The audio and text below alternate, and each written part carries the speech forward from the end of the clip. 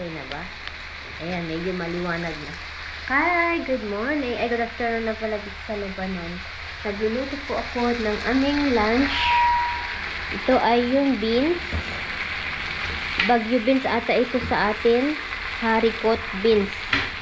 Tawag nila haricot. Tama ba yun? Ginisa ko ito sa kamatis, onion, maraming kamatis, and then sibuyas. Ayan. Ginisa ko ito sa olive oil. Ito yung tinatawag nilang lugi. Ewan ko. Ito ata yung bagyo beans guys. Ito siya oh. Ito oh. Parang sitaw pero round siya. Bagyo beans ata ito sa atin. Haricot ang tawag nila. Haricot sa English. Ayan. Haricot beans. Sarap ito.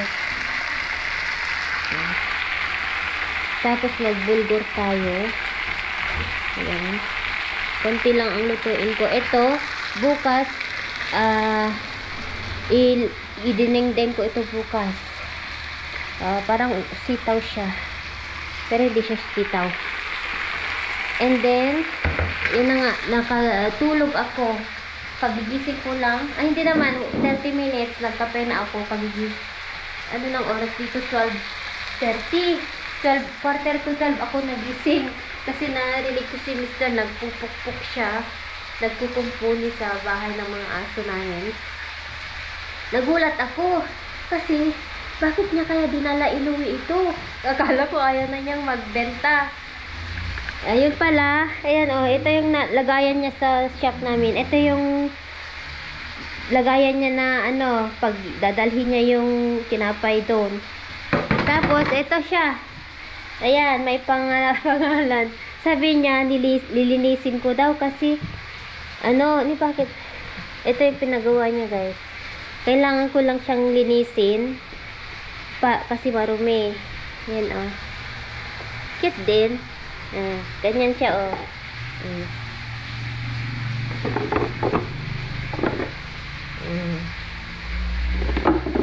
Cute. Ang galing ng gumawa. Ayan. Okay. So, ganyan. Bibitbitin. I-open. I-lock. Ganyan. Mamaya lilinisin ko. Medyo mabigat. Bakit nag-open naman yan? Lagyan natin mamaya ng ano.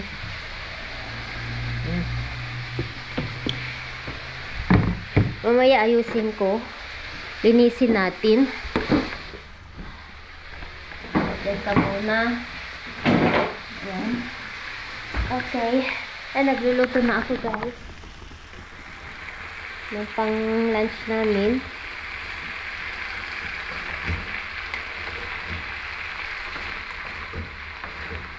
Okay na ako.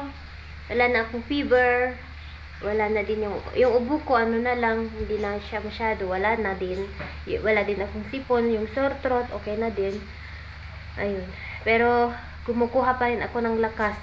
Natutulog pa rin ako. Wala namang problema sa asawa ko na matulog ako kahit anong oras. Kahit anong oras ako magising. Wala siyang, hindi niya ako gigisingin doon. Kaya, nung pag-alis ng mga bata, natulog ulit ako. Gising lang ako kasi nagpupukpuk siya. Yes. And time to cook na ba? Ayan.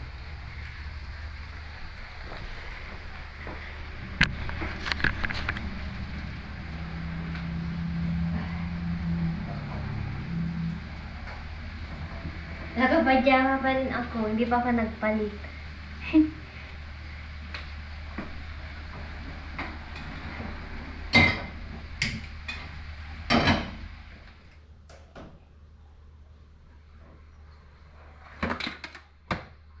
Habang nagluluto ako, linisin natin ito para mailagay sa sasakyan ni Mr.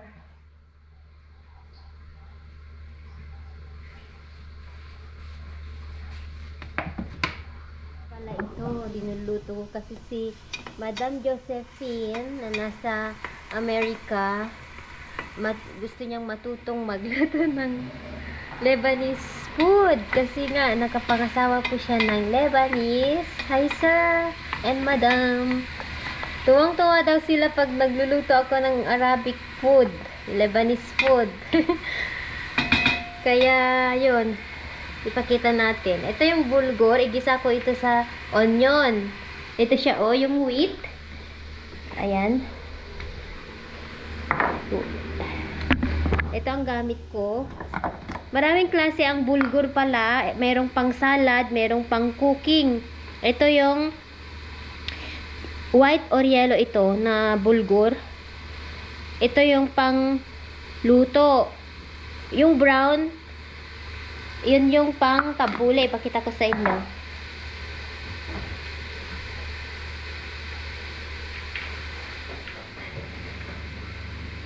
Ito siya, guys. Ito yung pang tabule. Ipakita ko sa inyo para alam niyo yung sinasabi ko. Ito yung brown na sobrang pinong-pino siya. Ayan. Brown ito na bulgur. Wheat din siya, wheat, pero giniling siya. Okay? And then, ito yung pang-cooking. Ito yung pang-salad, tabule. Ito yung pang-cooking. Okay.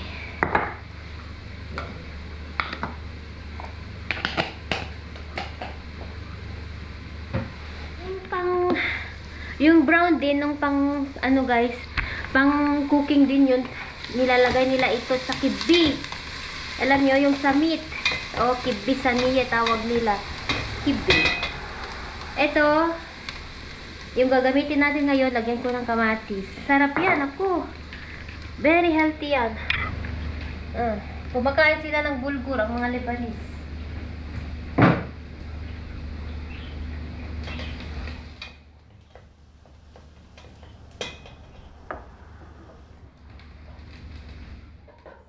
Natin yan, wala pa akong ilagay na asin, lagyan natin ng salt.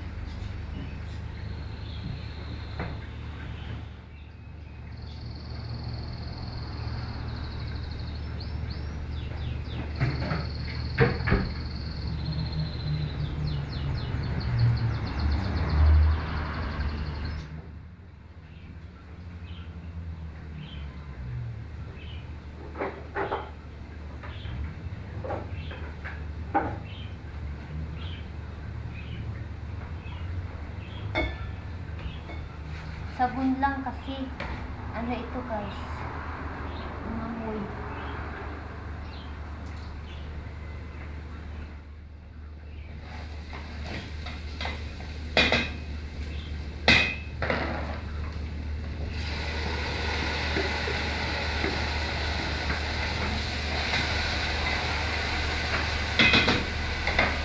So water lang ang gagamitin natin para hindi siya masira. Ay, mga wala namang ang. Yan.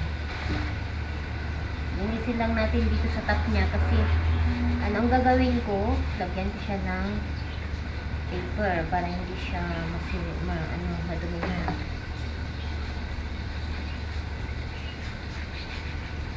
Ang sabi ng asawa ko, dagdagan ko daw ang paggawa kasi mauubos na, thank God.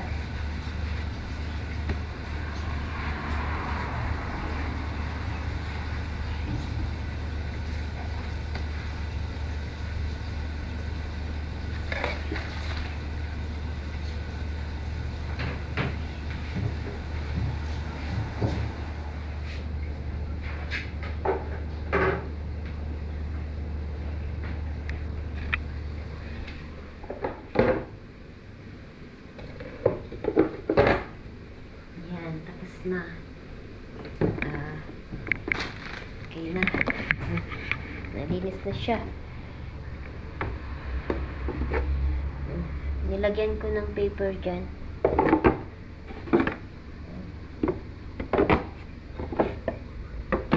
cute. Ayan, dalhin niya ulit doon. Bukas. Ang linis na ang babaw. Feta, yung kiss. Ewan ko kung ano ito. Arabic yan eh.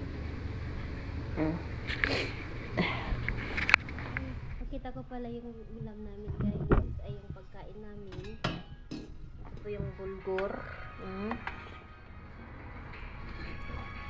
Ito po. Ayan. Yes. Yan kami. Tapos ito yung beans. Yan. Yung haricot beans. What? It's covered the way here. Huh? I didn't finish it. Where? Sky, she entered Sky. behind her. Sky, she entered behind her. شو هذا يا عم؟ Where? They knew it's not yet finished. They enter from here, they push header, they enter. شو هذا؟ She can jump, but she cannot pass lang. هلا she It's can hard. pass. She passed. هلا she can reach there. بوريك ما بعرف she can do بس. هلا I will close the way. Ganito na ang bahay nila. Para mag-jump-jump sila dito, alam nyo. Open. And makita nila yung lights. Hay, nako. Itong dalawa. Hindi pa tapos. Now. Good, this guy showed you. I know. already. شو كيف تفكرها؟ I know it. Ganito na siya, oh. يا جوا. Inside. Inside the sky. Ito naman, monster ito. Si Queen, monster yan. Hello. Si Sky, hindi yan maka-jump. Mabigat ang katawan niya. Monster kasi makulit siya. Ay, naughty. Selosa.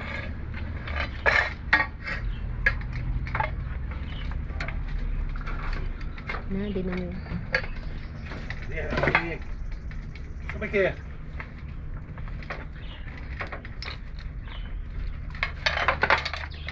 Sky, syukik. Mga bata.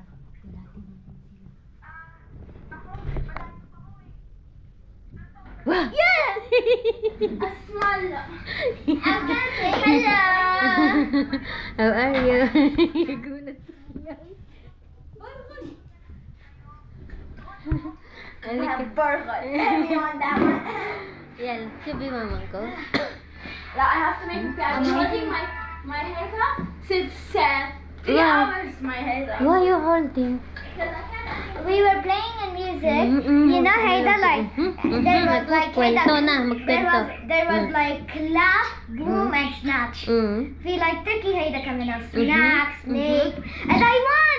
Against the I did it to the finale. Oh, I did it. I did it to You the didn't see finale. it? I did it to the finale and I beat Miss Clara. Bravo! The music teacher. Ayan, let's eat na. Get Yala, go na, make pipi. No, only the math one of yesterday. But I had the one before the exam. Hello, Daddy. Look at Sky. Hey, Daddy. Hey, Daddy. Sky, you will break your teeth. In music, we played a game of like snatch, Kain mo na tayo. claps.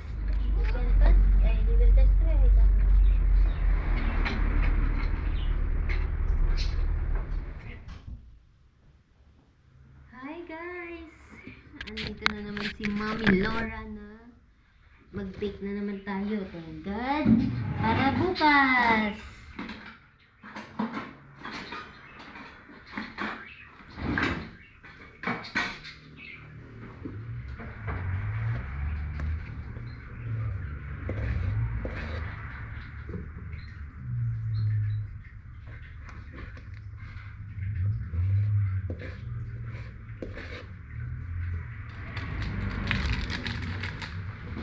Gamitin na natin itong bago nating spatula. Ayan, na binili ko.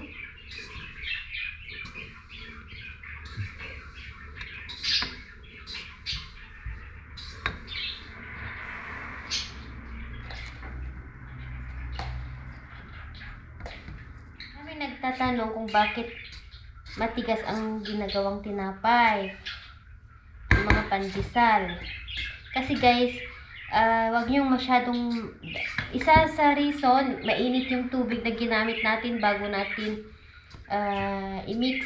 Dapat katamtaman lang yung lamig, ay yung init. Yung hindi ka mapaso ba. And then, konti lang yung salt na ilalagay natin kasi yun yung isa din na reason kung bakit matigas, hindi aalis ang ating tinapay. Ang salt. Alam niyo, nagpapasarap sa akin. Ang nagpapasarap din sa tinapay is yung milk. Isa din yan. Nagbibigay yan ng taste. Hindi ko tinitipid ang aking ingredients. Kasi gusto ko din naman na maging satisfied. Ang kasi, baka wala daw ako kita kung marami ang nilalagay. Aahin mo yung kita guys kung ang mga customer mo hindi babalikan yung product na ibebenta mo. Sa akin, araw-araw talaga ay tawag ito na ito ang inaano ko. Pare-parehas lang yung gawa ko. Nauubos siya. Kaya alam nila kasi na homemade nga and masarap. And hindi ko tinitipid yung nilalagay kong ingredients. Talagang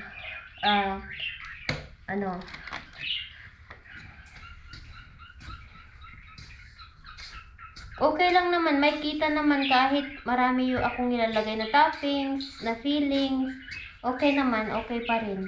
Hindi naman ako nalulugi kasi yun na nga, nag-audit din naman kami ng asawa ko yung mga binibili naming okay naman.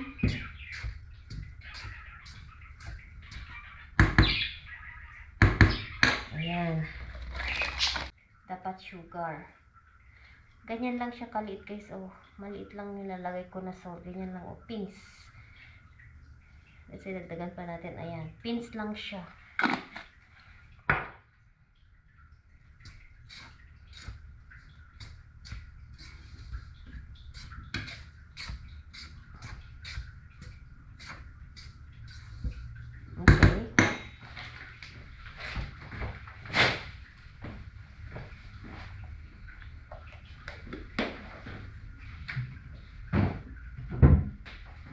Lagyan na natin ang ating butter.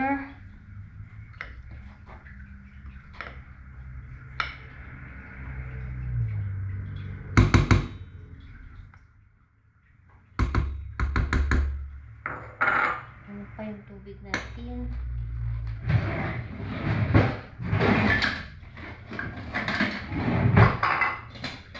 Dapat katamtaman lang talaga. Hindi masyadong mainit.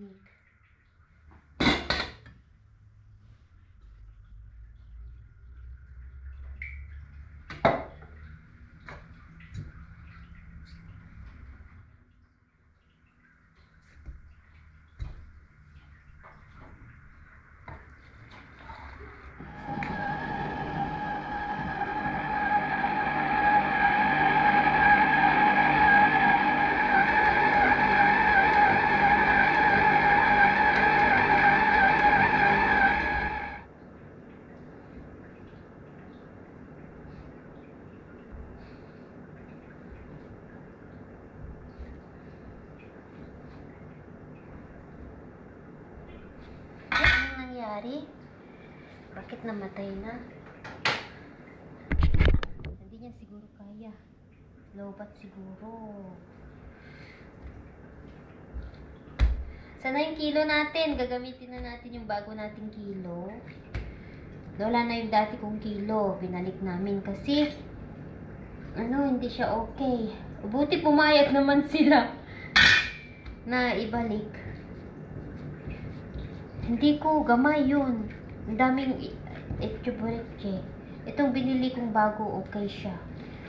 Isang pindot lang, masunod na yung gusto mong, Yun kasi, ewan ko, daming ipindutin pa.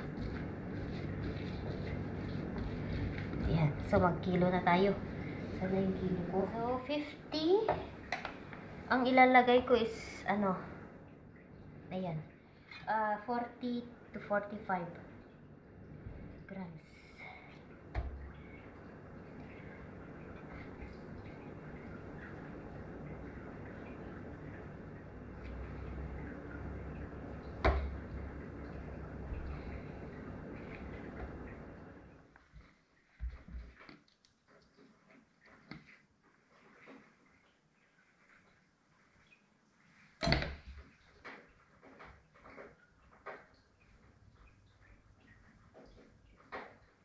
Pandesal tayo ngayon. Ay, pandikoko. Ay, pandichoko tayo ngayon.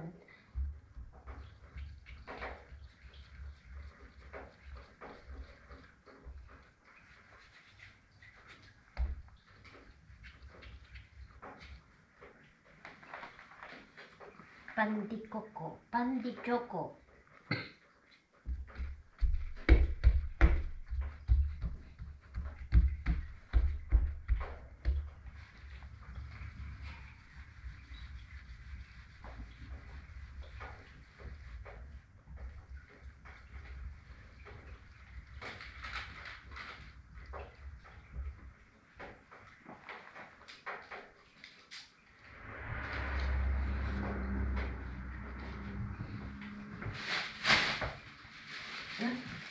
Gagawin ko pala ako dito. Hindi pa pala ako tapos.